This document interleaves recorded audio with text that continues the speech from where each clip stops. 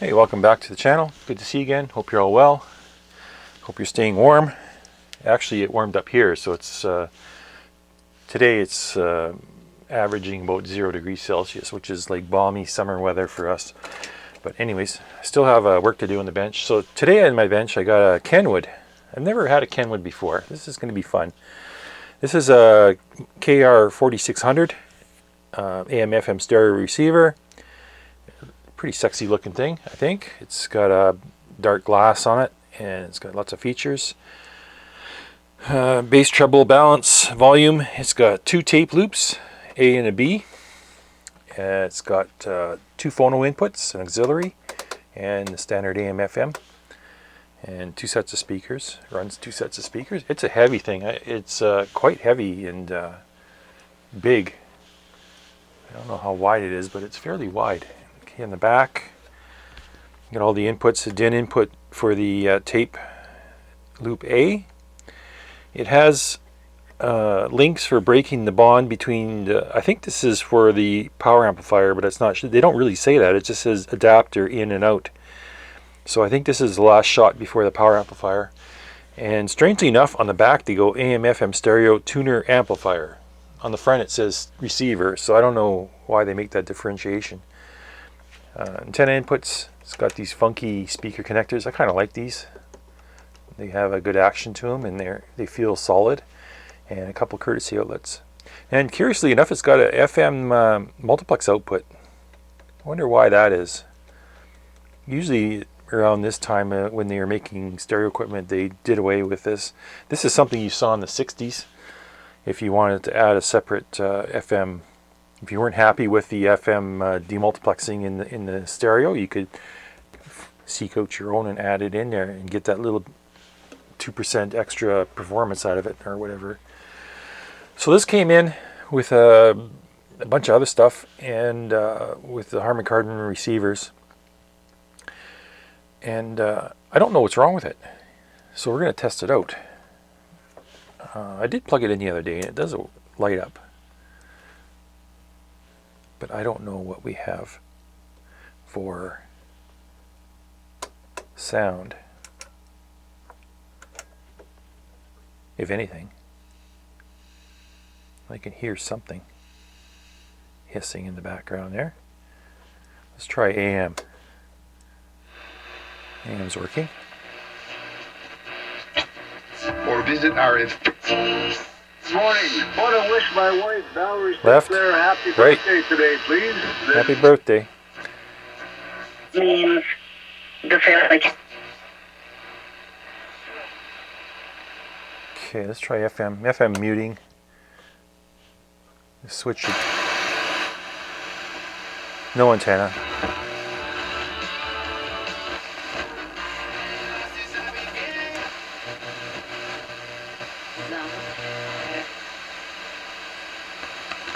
So I don't know what's wrong with this thing.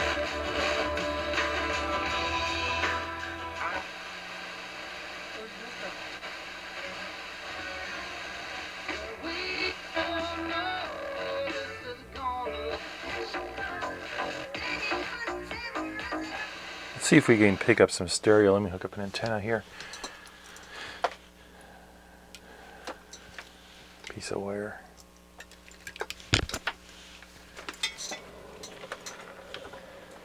As far as I can tell, everything's working fine. 75 ohms at center.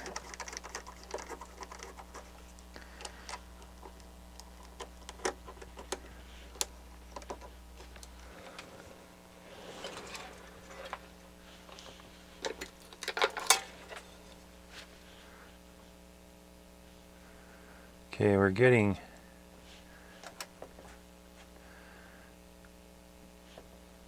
Solution.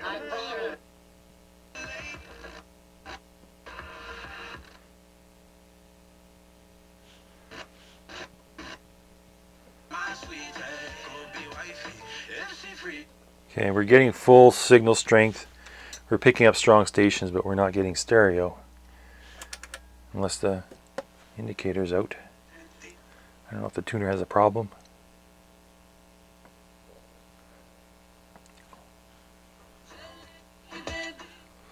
I'm not picking up stereo. Okay. I'm really at a loss here. What's wrong with this thing? Let's try phono.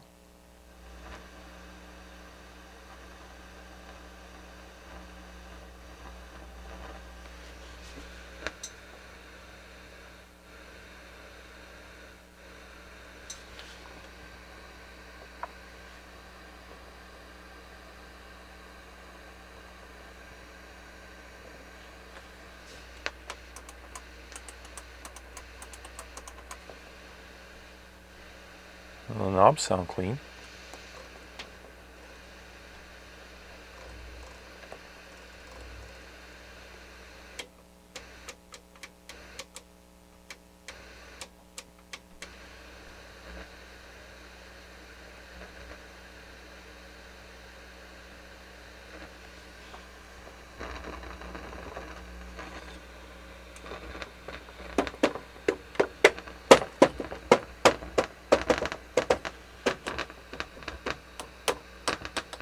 Okay, I'm wondering what that is.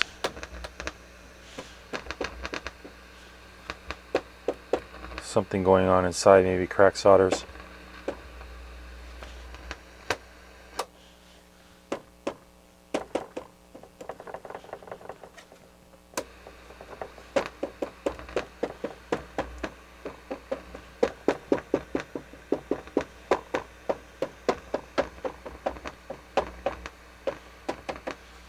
I wonder if that's my connections on the back. Let's get rid of this antenna.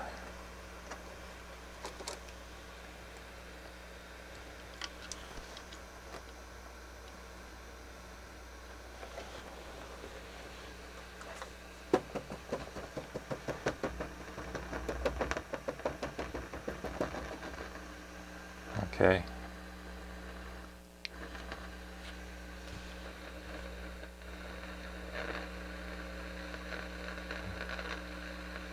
Is that a bad connection somewhere? It's like a cracked solder.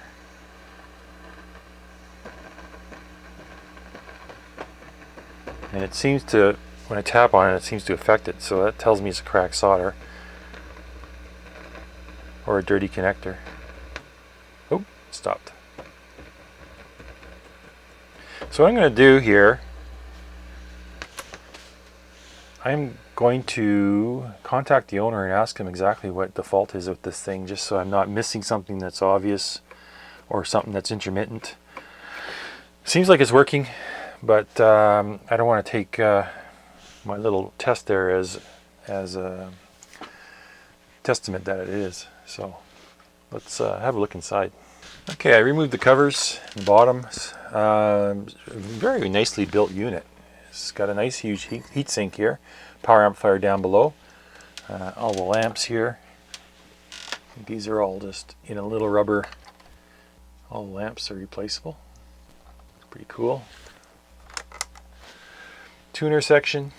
It's quite involved. They got some pretty quality parts here. They even got ceramic dip integrated circuits. This AN217 is a ceramic. That's something you don't see on consumer equipment. Little power supply board here, and then there's another board underneath. I think it's like a rectifier board. Oh yeah, there's the main filter caps. 42 volts, 6800 microfarads. Bottom of the power amplifier. There's a little phono equalizer amplifier here, it looks like, or some kind of little board. Can't really get a good look at it. Bottom of the tuner. And then there's a board on the back here that has all kinds of electronics on it. I don't know what that is. But I already see a little problem here. This connector here, you can see this on there's a big white connector here with thick cables coming out. And that is the speaker outputs, because the speaker switch is right beside it.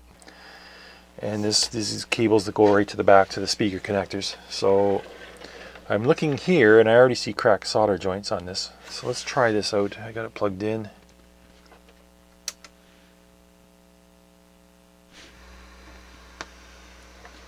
You hear it popping and cracking already. Gonna wiggle his harness. No, I'm not getting anything.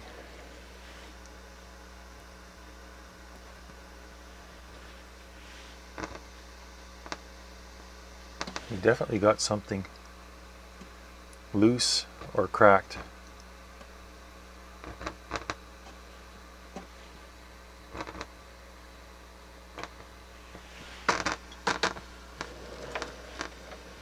I wonder if it's this board back here. Oh yeah.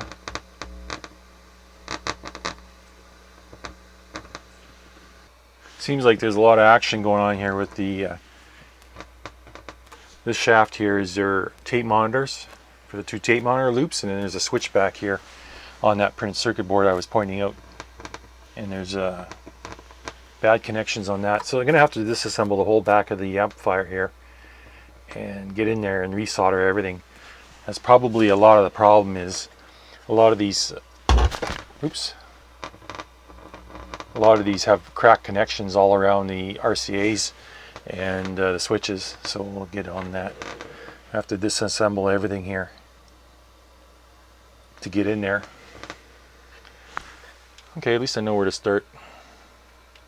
So here I got the audio board. I just removed it as a unit. It comes out as one piece. These are the tone controls, balance, volume control, and this is the speaker selector switch. It's all on one assembly. Power amplifier. The reason they do this is because the 2 tone controls are integrated into the feedback loop of the power amplifier. So that's how they do that. So everything here has been recapped except for 4 capacitors. I left these alone because these are bipolars, and I don't have bipolars in stock, I'm ashamed to say. But everything else has been recapped.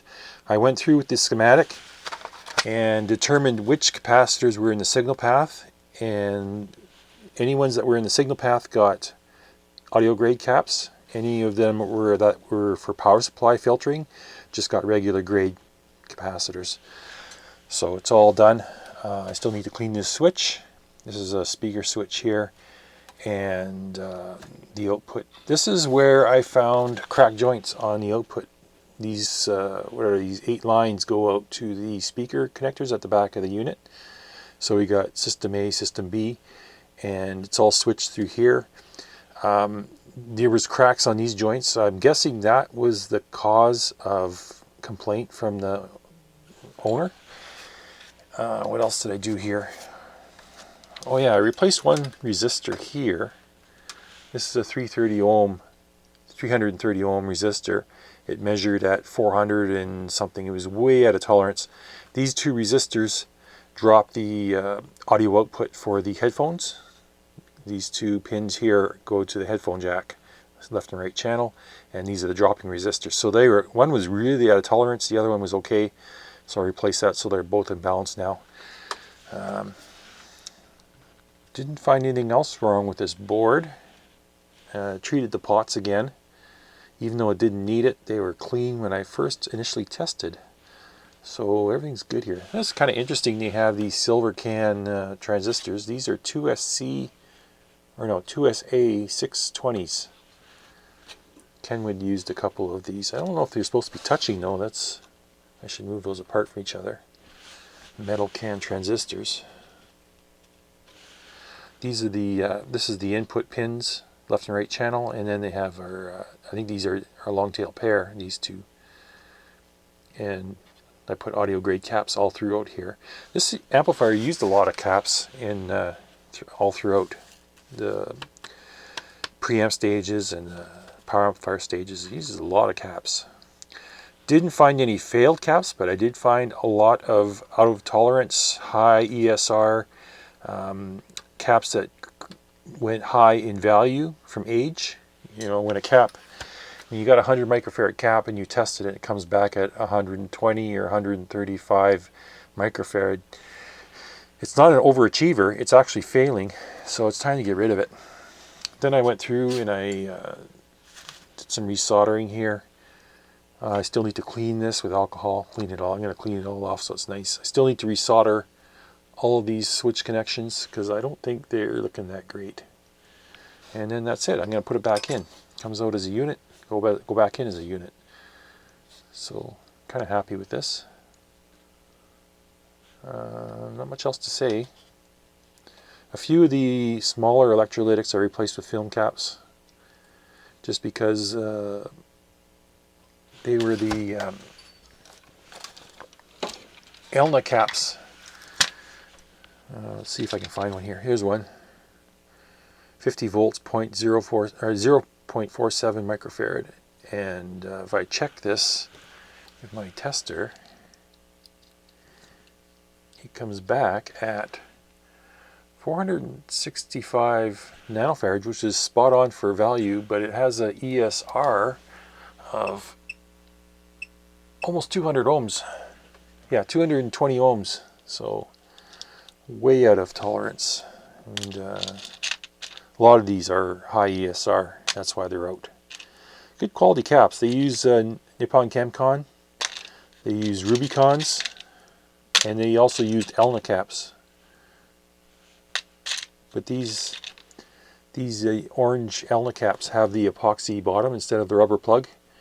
And I've heard other people saying that these are problematic just because of their design, but they're holding out okay. They're just they're getting tired. I've seen other ones like this that have failed though completely, but these Elna caps, they're pretty good. But we all got brand new caps in there now, so it's all good. Okay, I'm just going through the front panel, cleaning and deoxing a couple switches. I got to clean the dial face and everything. And I want to deal with this LED. I'm not sure if it was working or not. So I took it out, and you see the oxidation on the legs, the black. That's silver. They plate these with silver for some reason. I guess it makes it easier inside here for the reflector and whatnot. But yeah, so I tried this. Let's try it right now. And this is 13.5 volts through a 1K resistor. And I don't know if you can see that thing. It barely lights up.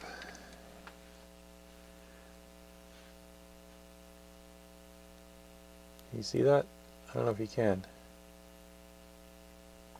Maybe the lights are too bright. Turn the lights off and you might be able to see it. Yeah, it's pretty sad looking. And that's with 12 milliamps flowing through it. So my solution is just replace it with a 3mm red LED, and this will be plenty bright enough. Oops, got it backwards. I gotta make sure I polarize this right. So yeah, you can see it's quite a bit brighter. These old LEDs, they get really tired and they lose brightness, so I'll replace that. Now, I need to clean up the dial glass and everything. It was covered with that smoke film. It wasn't bad, it was just that you get that haze, that dust. Everything else is ready to go back together on this. I'm going to put the power amplifier back in. Sorry, let me back out. Ready to put the power amplifier back in. This power board is done. Haven't looked at the tuner yet. I'm hoping the tuner is going to work good on its own without any intervention. But I still haven't got to that. So I'm going to start assembly. Now I did talk with the owner of this on the weekend, and he told me the major complaint was the input board on the back panel had flaky connections, and I kind of correctly diagnosed that just from thumping around on it, and heard those noises that it was making. So when I pulled the board out, I resoldered a lot of it. I didn't find any cracks, but I resoldered a lot of it, and I cleaned those two switches, the tape monitor switch and the input selector switch with the Deoxit, and I cleaned those. And I'm going to put it back together and test it again. If it still makes noises, then I suspect the RCA jacks on the back are going to be maybe worn out or stretched out or loose. And I might have to go in there and retighten all those, and it might be a big job if I have to take that board right out, because it's not easy to get that back board out. You got your antenna, AM antennas connected up onto here, and you got 5 wires for that, four wires for that, and it kind of restricts your movement. You have to disconnect stuff. There's a couple of grounding capacitors. There's all the speaker connections up on the top, and it all has to come out. Well, not all of it, but it's pain. So I'm going to get to that in a bit here. I'm just going to put these LEDs back in and start putting it back together. All right, so I got it all back together, and I was doing a listening test, and I was going to set up the bias on the audio amplifier. And what it says to do is measure across. I got a little diagram here. It's kind of hard to see, but if you check out this little diagram, it tells you to measure across both emitter resistors, and they're both 0.47 ohms at 3 watts. And you take your measurement on the two emitters, and our measurement should be 40 millivolts. Okay, so I'm going through and I'm doing, let me turn the power on, doing an adjustment here, and I hit a little roadblock on this channel. I got it dialed in across both emitters. Well, it's 25, 26. It cooled off when I shut it off. But if I check the other channel, have a look at this.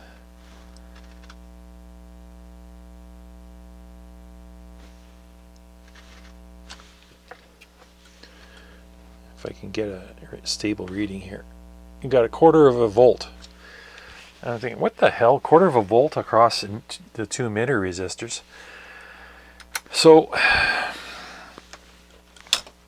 I couldn't adjust it regardless. So let's have a look at this emitter resistor. What's going on here?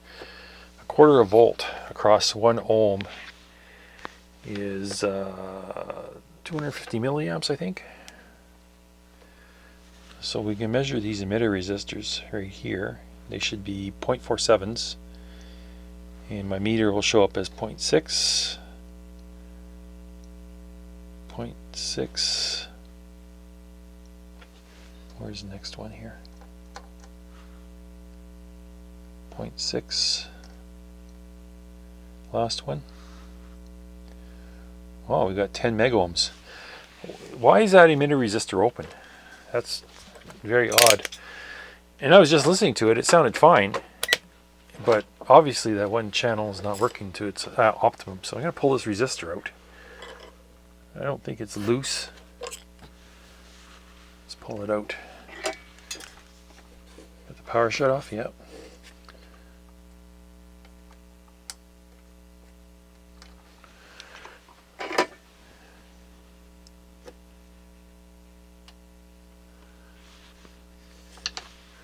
Try this one more time.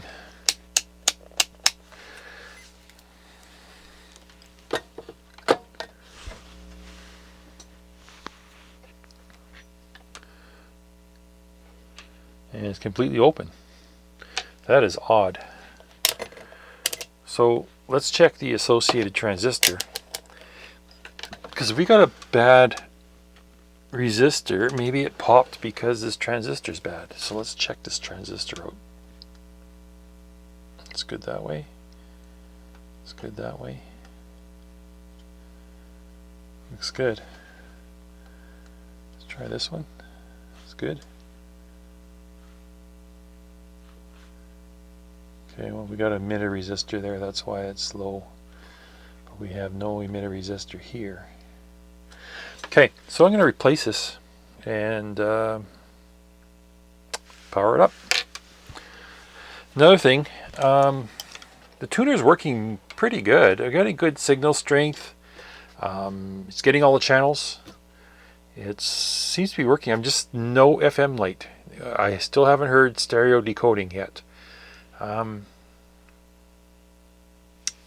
Yeah, so I'm going to still have to investigate this. I think it's just a matter of maybe running through an alignment tweak and making sure everything's aligned properly to get it to work again. So, okay, what happened? What the hell happened here? We had something happen that caused a chain of events, and it took out all these parts here.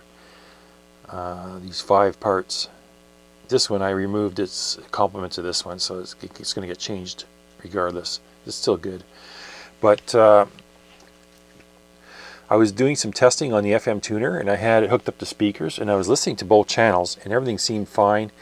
I was doing some tests on the tuner for sensitivity and stereo, and everything worked. And then what I did is I disconnected the speakers and I went to do a bias adjustment, and that's when I noticed a discrepancy. I had 56 millivolts across these two resistors, and I had 350 millivolts across these two resistors. That didn't sit right with me. I was like, what was going on here? So I adjusted and balanced this channel, the biasing, and I set it to 40 millivolts, what it's supposed to be. And then I went here and it was reading 300 and some. So what I did is I turned down the potentiometer, the trim pot, and it went down to about 250 millivolts. And that's as far as I could adjust it. And then I got thinking, what the hell's going on here with this? This shouldn't be 250 millivolts. The heatsink would be scorching hot if it had that much current flowing through these transistors. So then I got the ohmmeter out, and that's when I discovered this open emitter resistor. Well, that's what's going on with that. So I replaced the emitter resistor, and then before I knew it, I had bang, bang, bang, bang transistors gone, and smoke coming from these two resistors here. This is a 1.6K. It's in series with the trim pot, the bias trim pot, and I had smoke coming out from this resistor here. Thankfully, it's still good. I'll actually replace it, but it's. And then I'm going to check the integrity of this trim pot too, because it had a lot of current flowing through it. It's a 500 ohm, I believe. Yeah. So I don't know what happened. Maybe it was something I did, maybe it was something I didn't do, maybe it was something that was brewing in the background that I didn't catch right away, but we're going to have to fix this. So these transistors, this B2SB616 is unobtainable.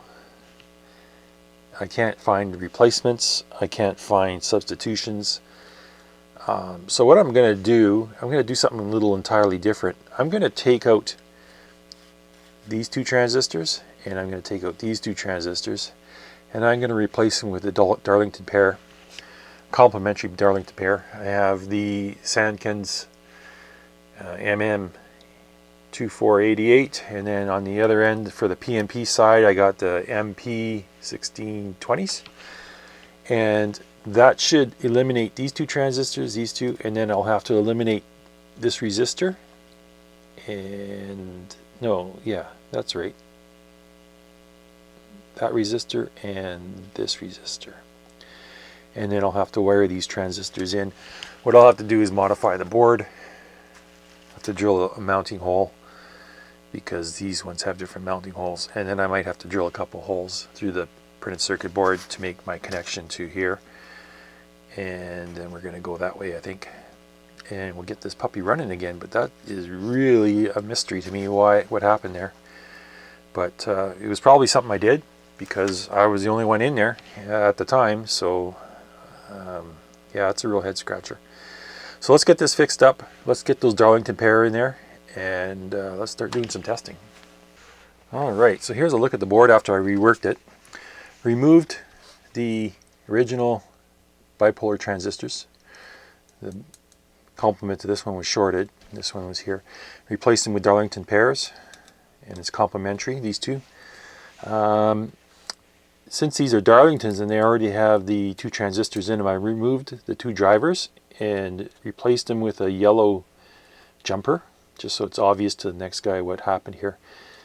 And that's I removed Q18 and Q20, and I also removed R52 and R50. These are 330 ohm. They were tied in with the emitters across the two Darlington pair. So I removed those. These transistors have 70 ohm internal resistor already. So I figured, okay, I'll just take out these two 330s. Everything else tests out fine. This transistor was replaced because it was shorted. This is a biasing transistor. And I took out the trim pot and tested it. It was flaky, so I gave it a treatment of deoxit, and it improved. But on the one side of the adjustment band, it was jumping around, and it was still, it looks like it was damaged. So I just up and replaced this trimmer potentiometer. This R28 is 1.6K. I took it out and checked it. It's bang on 1.6K, so I left it alone. Anything else I did? Replaced the one emitter resistor that was open, and everything else tests out fine. The long tail pair tests out fine. Yeah, everything else is good. I think I'm ready to put this back in and test it. Alrighty then, the amplifier's back in. I got it all wired into speakers. We're going to test it for the first time. I got it on speaker A. Connected to speaker A. I'm feeding it 1000 hertz tone. I'm on auxiliary. Volume. Let's turn the volume up a little bit. So let's turn this on. Hope we don't get any smoke.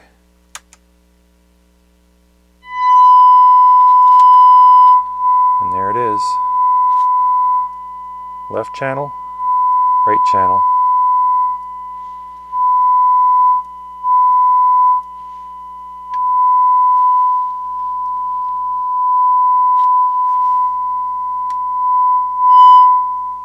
Okay, so I'll have to set a bias before I get too carried away here. And then we'll do a power test on this to make sure it's working.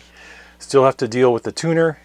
The tuner has no stereo signal. I was going to do an alignment on the FM portion, but this is where I started and that's where I ended because I had a open emitter resistor. So we got that fixed now. I think everything's back to normal.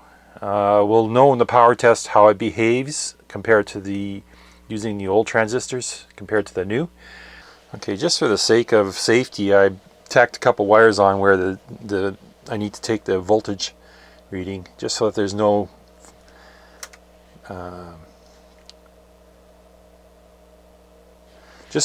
slip-ups and screw-ups. Okay, so we are at 40 millivolts now. It's climbing, so we're gonna have to turn it down. Let's see, where are we here?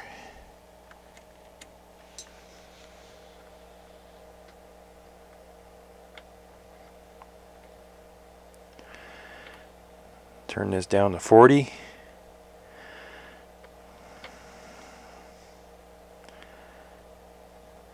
Still climbing.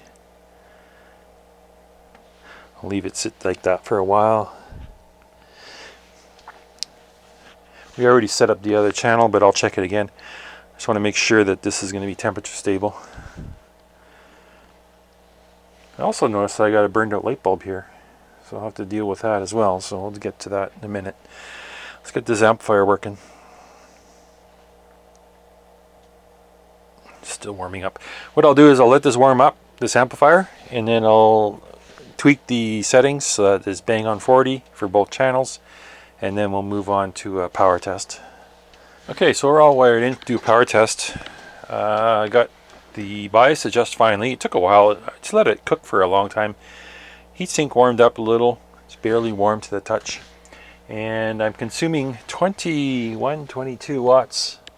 22 watts from the outlet as on idle. So that's normal. So now we're going to do power tests. I got it all wired in. And let's turn up the volume. And let's take it up to clipping. Got 1000 hertz tone. Clipping's here. We're into clipping already.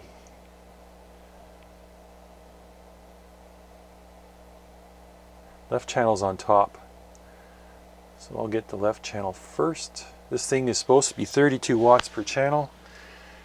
And I'm getting 18.11 volts RMS. Actually, I turned it down a little bit because it is slightly clipping. Let's turn it down a little bit. So 17.79 volts RMS. I'll just let that go for a while.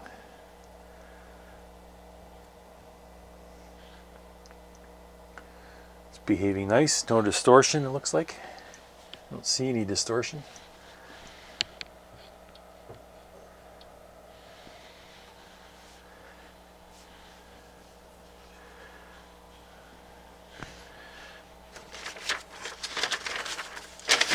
Yeah, spec sheet on this, where are we? Power amplifier section. 30 watts per channel minimum, at 8 ohms, 20 hertz to 20 kilohertz. Both channels driven, 32 plus 32 watts at 1000 hertz.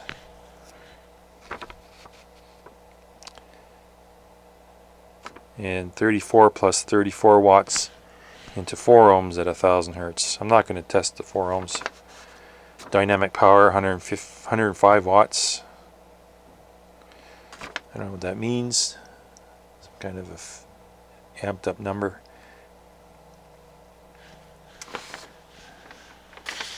So it looks like my substitution of those 2 Darlington transistors for the outputs is working. And it looks like we have equal amplitude on both channels, which is good. Nothing else more to say about it. It's working, so that's what we want. It's not really getting warm. It's starting to warm up. I put new heat sink compound on the old transistors. I just there was nothing wrong with them, but I just made sure that it was cleaned, and I got fresh thermal grease on there, and so that there was no reason for it to overheat. Just gonna let this go for a while. And warm up. So on the left channel I got 17.8 volts RMS. I'm going to check the right channel to see how balanced they are. I know the balance control is in the middle.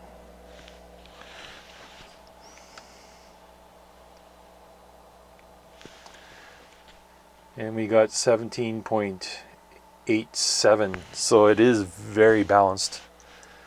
There's hardly any 70 millivolts difference between the 2 channels. That's hardly nothing.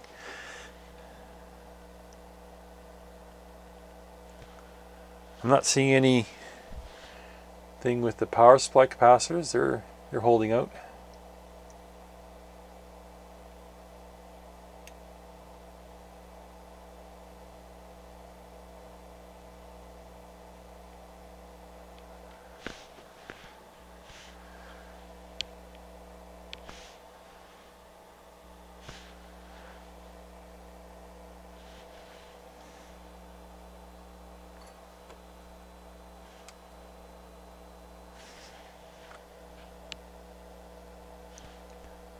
Yeah, this is starting to get hot.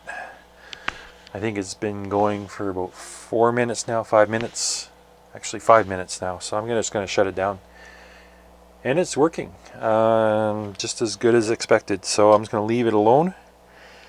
One thing I want to do is check square wave, so we'll do that right now.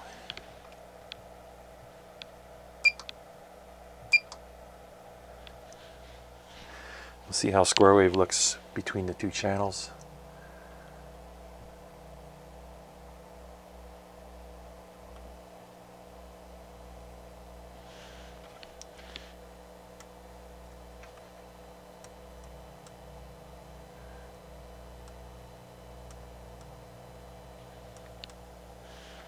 There is a bit of, well,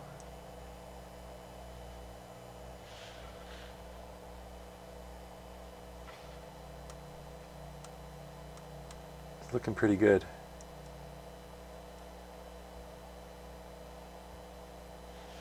Okay.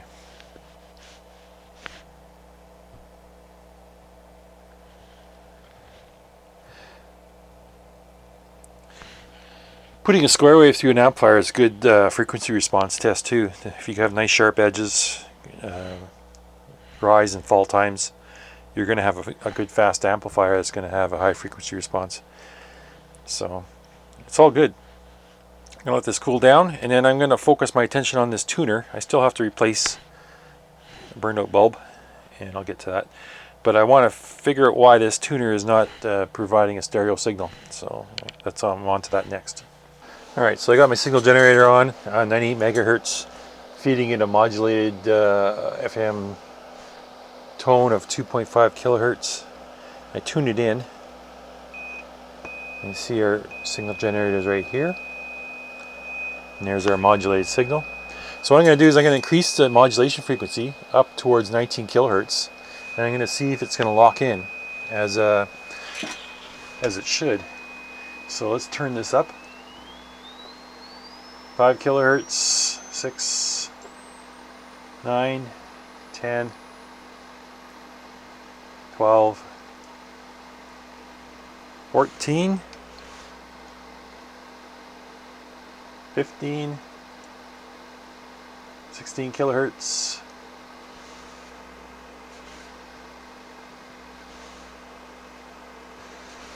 16.7 kilohertz it locks in. Keep going up. 17 kilohertz, 17.5, 18 kilohertz it cuts out again. So what's going on there is that the local oscillator is really out of whack. It needs to be, it is actually set for around 17 kilohertz and it should be set for 19 kilohertz. So what I'll do is I'll set that up. It's just a matter of getting a frequency counter connected and adjusting the VCO, and adjust VRG1, wherever that is, I'll find it. And then that should be the end of this. It should be a good operating tuner. So let me do that right now. Yeah, so I finally found the test point 29, pin 29 on the board. It's not really marked very well for test point. So yeah, it confirms my suspicion. The local oscillator is going at around 17 kilohertz. So let's adjust this back up to 19. And see, it's cranking this up. Nope, too far.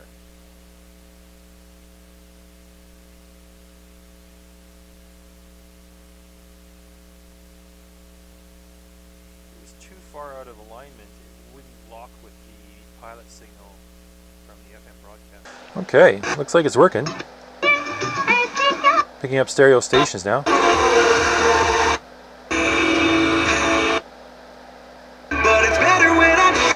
Picking up stereo in all of them, where it was picking up stereo in none of them before. It's just need a little tweak.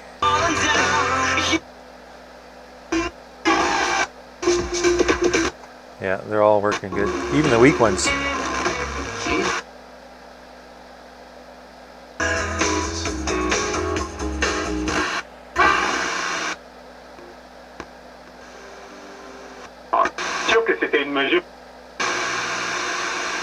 Alright, so what I'll do is I'll probably go through the rest of the alignment procedure just to tweak it, make sure it's 100%, and then we'll call her done.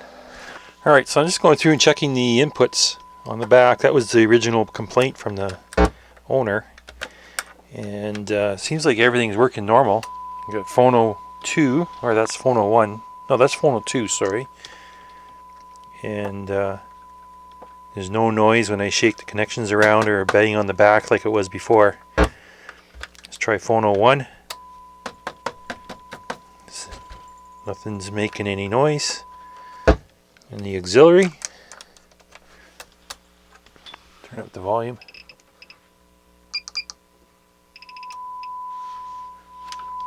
Auxiliary's working. Everything's solid. It's not. I think that work I did on the input board helped quite a bit. So that's the input for tape monitor, and that's working. Here's the other tape monitor 2.